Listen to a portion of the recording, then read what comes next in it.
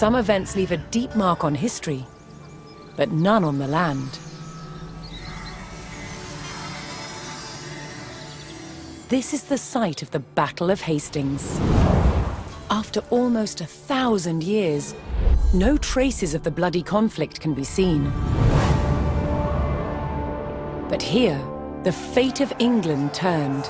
It's where a king was killed, and his victor claimed the throne.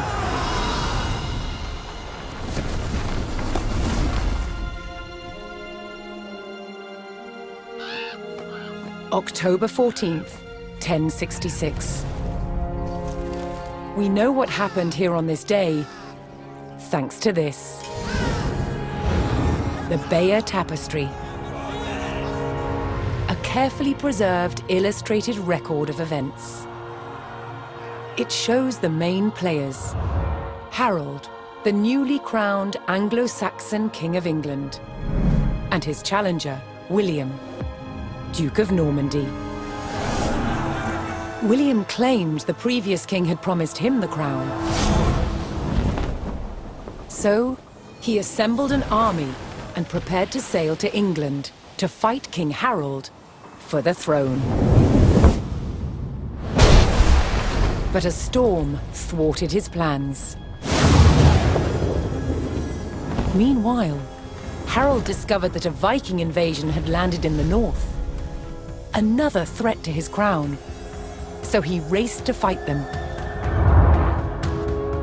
In France, William waited for the right conditions to sail across the Channel to England.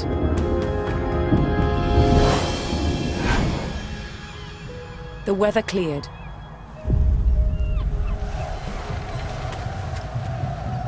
He seized his chance.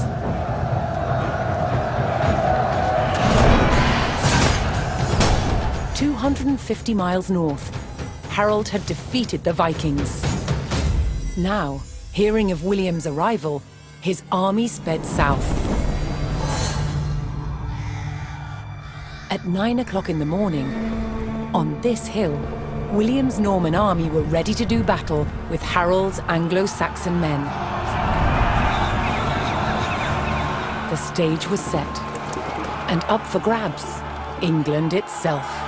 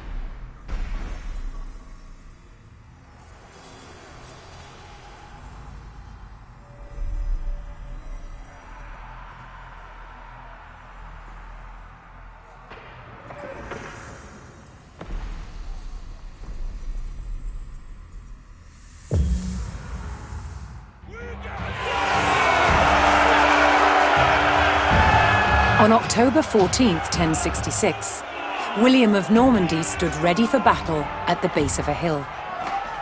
The high ground belonged to King Harold of England and his Anglo-Saxon army.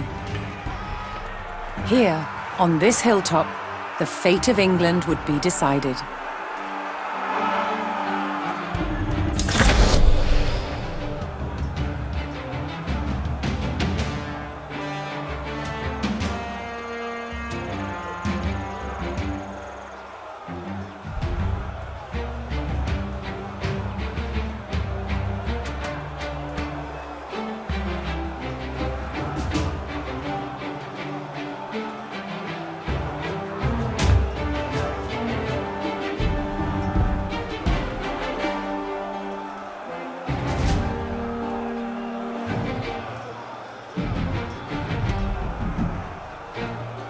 jetzt prest, compagnon.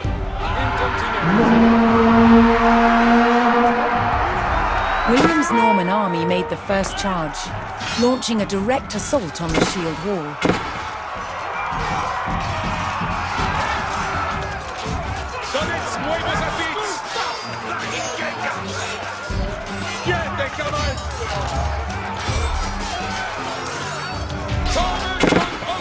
Though William's army fought fiercely against the shield wall, it would not yield.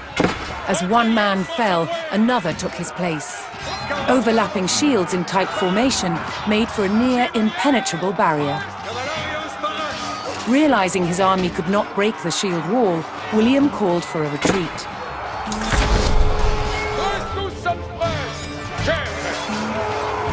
William's feigned retreat was working. The Anglo-Saxon army broke their shield wall formation, leaving gaps for William to make a move.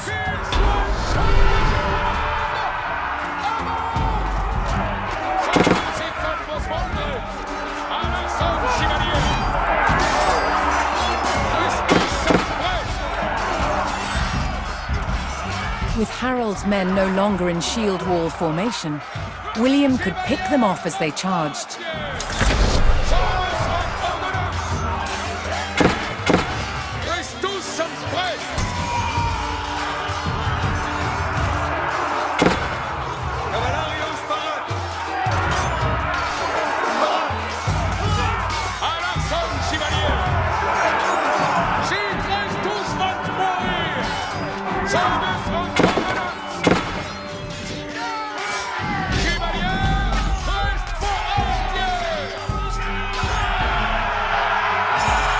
More Norman men-at-arms reinforced William's army. The Anglo-Saxons had deployed rows of spearmen to push back the invaders, but William had an answer: his sharp-eyed archers.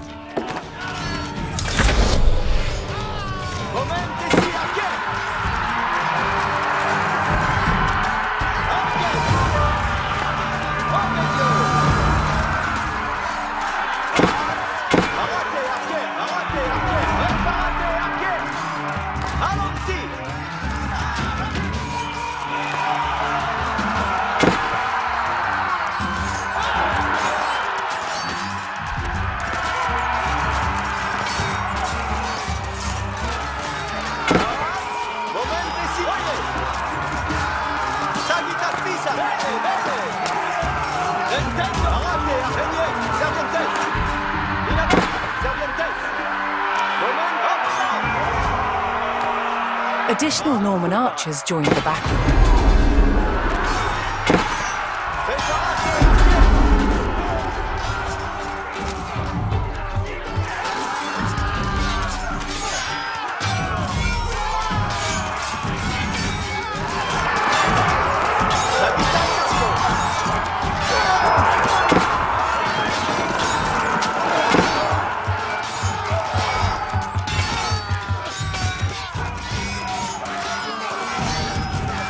Anglo-Saxon archers joined the fray, and the Normans' deadly cavalry ready to charge.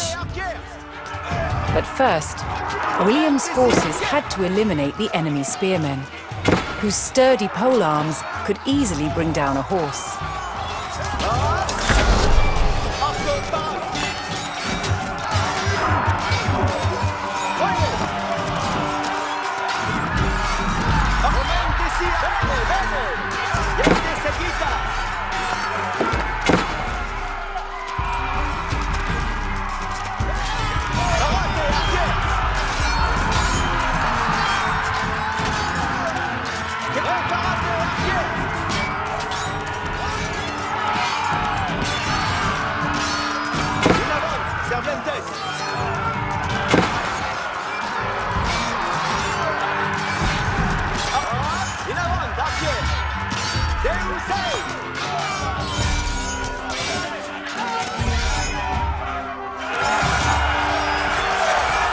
With the threat of spearmen cleared from the field, William's cavalry was free to charge at the Anglo-Saxon archers.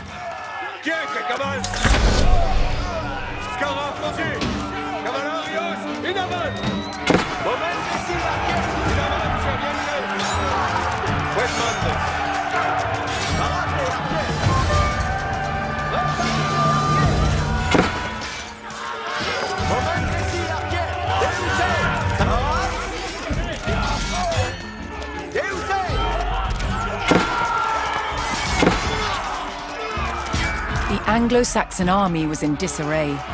Their shield wall had been neutralized, and their numbers were dwindling.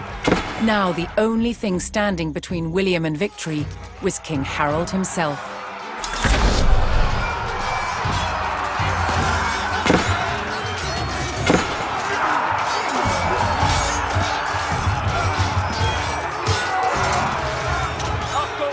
More Norman cavalrymen took to the field. The last of Harold's men encircled their king, prepared to lay down their lives to save his.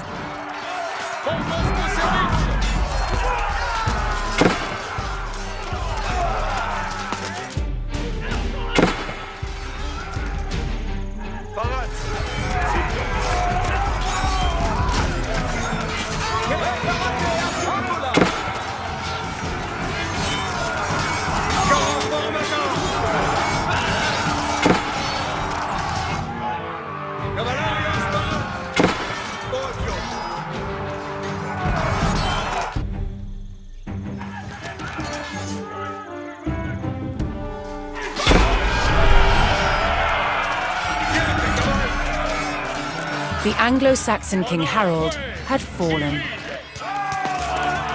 In the confusion, some loyal soldiers fought to the death, while others scattered in panic.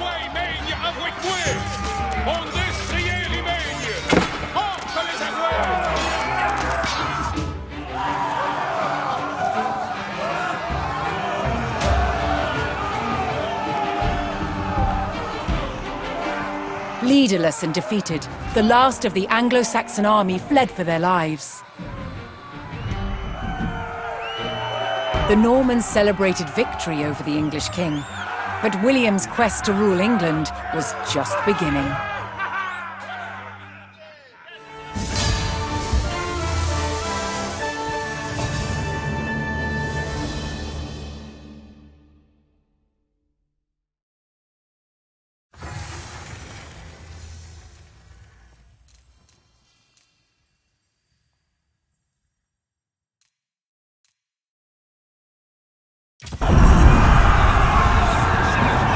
At the Battle of Hastings, the death of one man changed the course of history. The Anglo-Saxon King Harold was killed here, on England's south coast.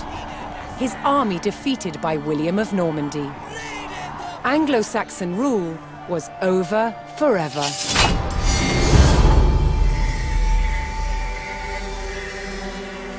At Westminster Abbey on Christmas Day 1066, William was crowned the first Norman King of England.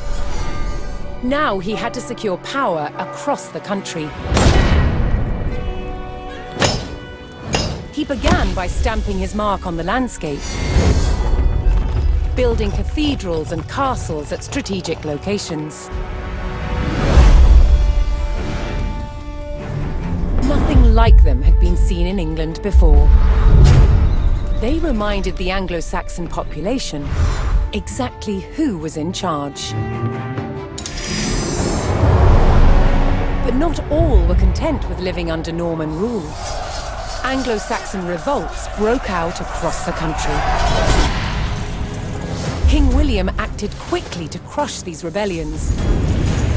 But there was one region where dissent was spiraling out of control: the north of England. In 1069, a group of lords from Northumbria formed an alliance with Viking invaders. Together they approached Norman-held York, a large city with an important cathedral, still protected by ancient Roman walls. But the walls couldn't save York. The city and the castle fell to the rebels.